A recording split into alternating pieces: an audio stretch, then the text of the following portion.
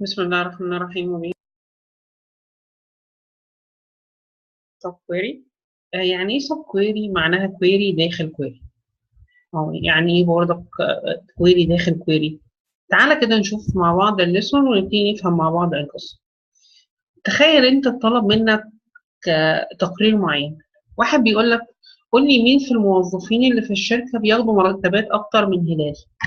اول سؤال هيجي في دماغك، طب هو هلال بياخد كام عشان اقول لك ويلي ان السالري اكبر من القيمه اللي بياخدها هلال. لان ما ينفعش اقول له مثلا ويلي ان السالري اكبر من هلال، ما فيش حاجه اسمها كده. طيب انا دلوقتي عايز اول حاجه اعرفها ايه؟ اعرف مرتب هلال عشان بالتالي اعرف اجيب الناس اللي بتاخد مرتبات اكبر من هلال. هو نفس القصه بالظبط، نفس السؤال حتى اللي بيسالني هنا. who has salary greater than Abel's. اول حاجه مرتب Abel's كام؟ ده كده سب كويري، ده كويري داخلي يتنفذ الاول، وزي ما احنا اتكلمنا في النستد فانكشن، الفانكشن اللي جوه بتتنفذ وبعد كده اللي بره وبعد كده اللي بره وهكذا. نفس القصه بالظبط هنا بالنسبه للسب كويري. السب كويري بيتنفذ نتيجته بتطلع للمين كويري، تمام، او اللي بتاع عليه الاوتر كويري، والاوتر كويري ينفذ الكويري بتاعه على اساسه. يعني تعالى كده نعمل مثال بسيط.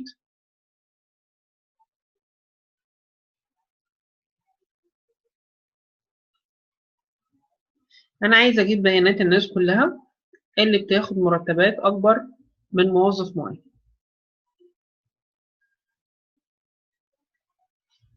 تعالى كده الاول select asterisk from employees.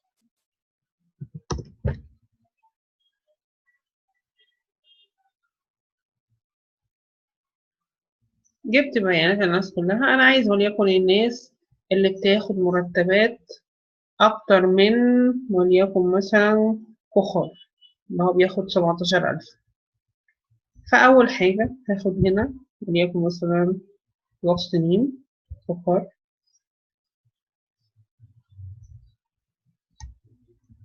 طب انت عايز الناس اللي بتاخد مرتبات اكتر من كخار، طب هعمل دي ازاي؟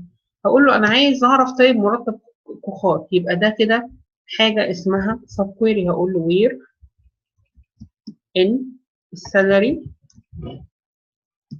اعتبرها كده اكبر من كخار.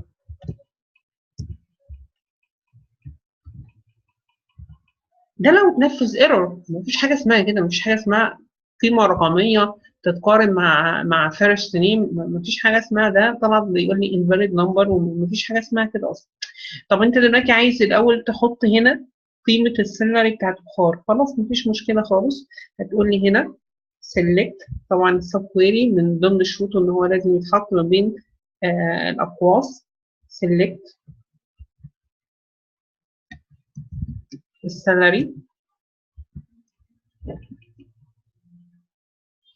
from الامبلويز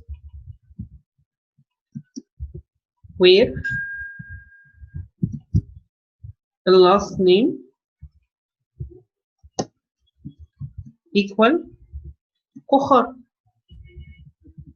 وبنقفل طبعا القوس بتاع السب كويري. كده ايه اللي هيحصل فعليا؟ اول لما تيجي تعمل روم السب كويري الاول هو اللي بيشتغل. يعني هيجيب الاول السالري بتاعت كخار ويحطها هنا، وبعد كده الاوتر او المين كويري يتنفذ. يبقى فعلا لما يجي هنا تتحط قيمه رقميه اللي هي اكنها كده بالظبط، ينفذ اللي جوه ويطلع ايه؟ 17,000. بعد ما يطلع 17,000 يبقى قول ان السالري اكبر من كام؟ 17,000. طبعا ده كده ايه؟ مجرد كومنت بس بسيط. رغم دلوقتي الاستعلام بتاعك فعلا جاب لك الناس اللي بتاخد مرتبات اكتر من 17,000، اللي هو شخص واحد بس، اللي هو مين؟ كان كينج او ستيفن كينج. ماشي، طب خليه عشان يجيب بيانات كتيره اقل من.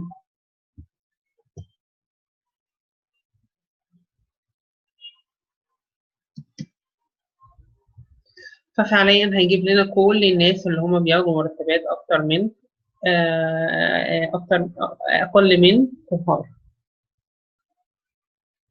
ده اللي اسمه بمنتهى البساطه حاجه اسمها سب كويري. فهنا بيديني بيقول لي والله السب كويري في عندي مين كويري وفي عندي سب كويري، او بيتقال عليها الداخلي بيتقال عليه inner query واوتر query، نسميها زي ما تسميها. هنا عامل مثال على Apples، فبيقول لي هنا select salary from an employee where in the last name equal Apples عشان يجيب السالري، وأكنه هنا عوض عنها، أكنه where in السالري أكبر من 1100 لأن مرتب Apples 1100. Include subquery in practice. Place subquery or on the right side of the comparison condition زي ما احنا شفنا. انت بتحط هنا طبعا السبكويري في ناحية الرايت، تمام، بعد الكومباريزن اللي هي أكبر منه أو أصغر منه. دي جايد بيقول لي طبعا using single row operator with single row subquery and using multi row operator with multi row subquery. طبعا دي هنشوفها يعني ايه دلوقتي بمثال عملي. احنا السبكويري بقى يا جماعه عندنا ليه نوعين، single row subquery ومالتي row subquery. المعنى واضح جدا، يعني ايه الكلمه اللي انا قصدي اقولها دي. هنا السبكويري ده رجع كام داتا؟ رجع داتا واحده اللي هي رقم 1100، ما رجعش 1100 و1500 و3000 و6000، لا هو رجع قيمه واحده. فده كده باختصار اسمه سنجل رو سب كويري، يعني رجع فيلد واحد بس، تمام. طب مالتي رو سب كويري لا، ده بيرجع بقى داتا كتيره، بيرجع مثلا سي بيبقى في جروب باي الديبارتمنت، يرجع لي السعر بتاع كل الاقسام الكبيره او الصغيره، او يرجع اكتر من داتا. ده لازم نستخدم له اوبريتور ثانيه اسمها بتعمل مالتي رو سب كويري. يبقى عندنا هنا يا جماعه سنجل رو سب كويري عرفنا ان هو بيطلع بيريتيرن وان فاليو. المالتي رو سب كويري بيطلع اكتر من فاليو. ده الفكره كلها، يعني ايه سنجل رو سب كويري ومالتي رو سب كويري. ده ينفع معاه اوبريتور والتاني لازم يماتش معاه بعض الاوبريتور. طب السب كويري اللي هو بيريتيرن وان فاليو اللي هو السنجل رو سب كويري بيقول لي ينفع معاه تبقى اكبر من، اصغر من، يساوي، لا يساوي، وهكذا. أصغر من أو يساوي أو أكبر من أو يساوي، يعني هي في الآخر قيمة واحدة، فأكبر من القيمة دي أو أصغر من القيمة دي أو أقل من أو يساوي القيمة دي. لكن ما ينفعش أقول له مثلا سي بيساوي 100 و5000 و7000 و8000، مش حاجة اسمها كده. دي عايزة أوبريتور تتعامل مع أكتر من فاليو زي إن، زي إني، تمام، زي ما هنشوف إن شاء الله في الفيديو الجاي. هنا مثلا في المثال ده بيقول لي select the last name والجوب اي دي from an employees where الجوب اي دي equal equal ايه؟ equal وظيفة الموظف رقم 141. فأول سؤال هتسألوني ايه هي وظيفة الموظف رقم 141؟ تمام؟ يعني تعالى كده نعملها بشكل عملي يبقى ظريف. نعمل نفس المثال، احنا عايزين الناس اللي بتاخد فلوس أكتر، الناس اللي ليهم نفس وظيفة الموظف رقم 141. يبقى أول حاجة أنت بتسألها لنفسك هو وظيفة الموظف رقم 141 ده إيه أصلا؟ فأنت بتعمل كده. دي الطريقة اللي أنا بشتغل بيها. سيلكت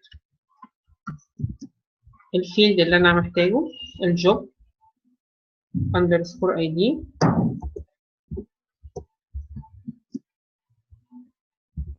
from الامبلويز where إن الامبلوي أي دي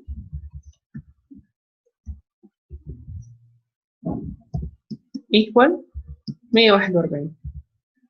طيب كده خلاص انا كده عرفت الحاجه اللي انا محتاجها، بيانات الموظف رقم 141 ده ايه. بعد كده اقوم عامل الانر كويري، سوري الاوتر كويري، سيلكت وليكن استريكس، انا عايز بيانات الناس from employees where ان الجوب اي دي equal اللي جاي من جمله السلكت، ولان ده اوريدي سب كويري فلازم يتحط ما بين ايه؟ اقواس زي ما احنا متفقين. رن كده الاستعلام، فعلا جاب لنا الناس اللي كل وظائفهم بتساوي 101 وظيفة الموظف 141 اللي هو الاستيكر زي ما احنا شايفين، هو ده اللي موجود في الريبورت اوريدي.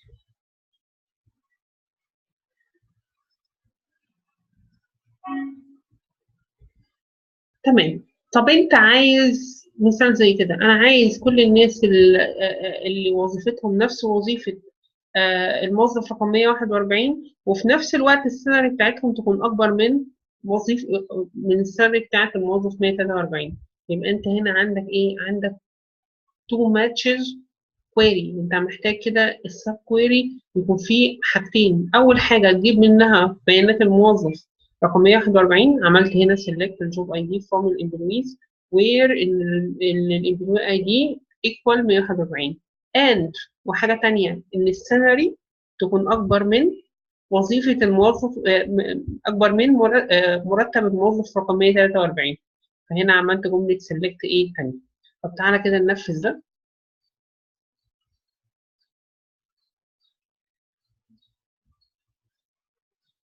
يبقى أنا هنا عايز الناس اللي ليهم نفس وظيفة الموظف 141 ومرتباتهم أكبر من السالري and السالري أكبر من موظف معين. فالموظف ده هجيبها بإيه؟ بسلكتاية sub and select السالري from الامبلويز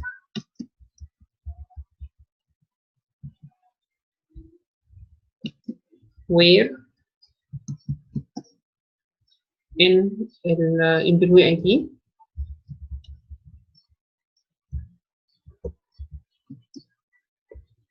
equal 143.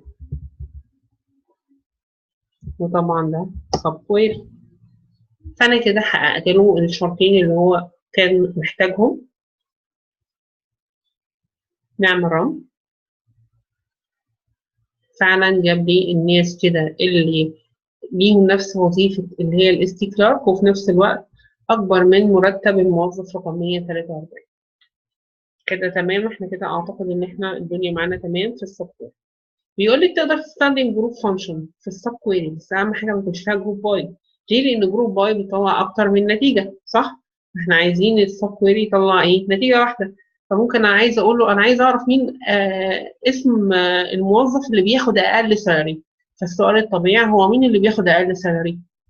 فدي برضه هنعملها بنفس القصة. select ده طبعا هيكون الأوتر from الامبلويز where إن السالري أكبر من أو بتساوي.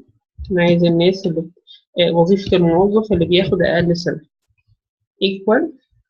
وأفتح هنا وأقول له select المينيمم سالري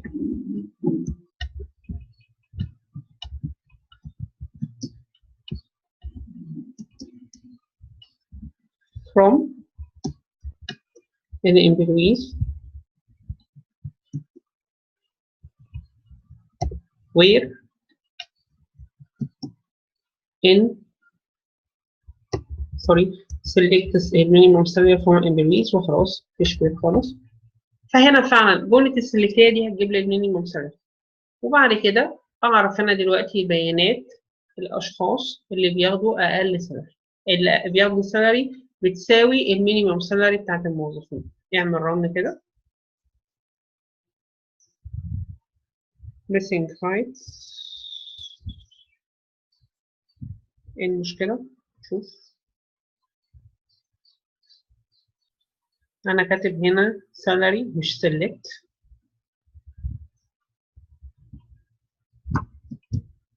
المينيمم سالري كده أعتقد إن شاء الله مفيش أي أزمة. فطلع فعلا إن الموظف اللي بياخد مرتب equal المينيمم سالري اللي هو الموظف ده اللي مرتبه 2100.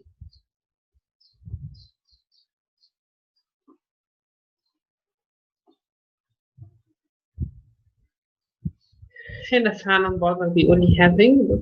اي حاجه بقى تعملها في اللي فوق ده مش مشكله، استخدم هنا جروب باي بس فوق في الاوتر. تمام. لكن اللي تحت في الاول وفي الاخر يا جماعه زي ما احنا شايفين كده جايب بيانات سنجل رو، جايب بيانات صف واحد بس. اللي فوق بقى استخدم جروب باي، استخدم هافنج، مش مشكله. لكن يدي ايرور امتى؟ لو انت استخدمت تحت جروب باي. يعني تعالى كده مثلا قول له جروب باي الديبارتمنت اي دي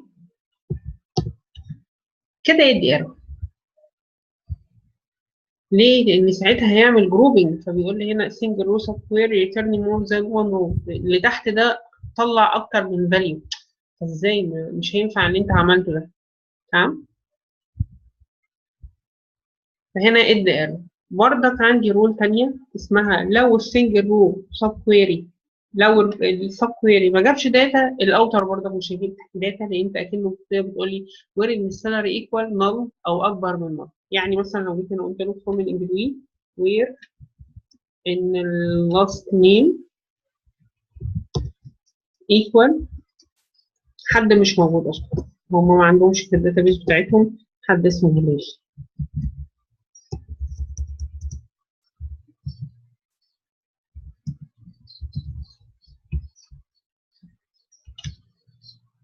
فهنا عملت رن، اللي تحت ده ما فيش بيانات ليه في الداتابيز، فنل طلع فوق وارد ان السالري ايكوال نل، فما جابش داتا، نورو سيلكت. ودي الحاجة اللي بيتكلم فيها. اه هنا بيتكلم بقى على رو، بيستخدم هنا جروب باي، فطبعا ده ايرور، وده اوريدي احنا عملناها، والايرور اسمه سنجل رو اوبريتور with multi row subquery. هنا ده موضوع النال فاليو، لو السب كويري ما جابش داتا اوريدي الاوتر هيقول له اكنه يقول ان جوب اي دي ايكوال نال، فبالتالي نو رو سيلكت. في الفيديو الجاي ان شاء الله نتكلم على المالتي رو سب كويري.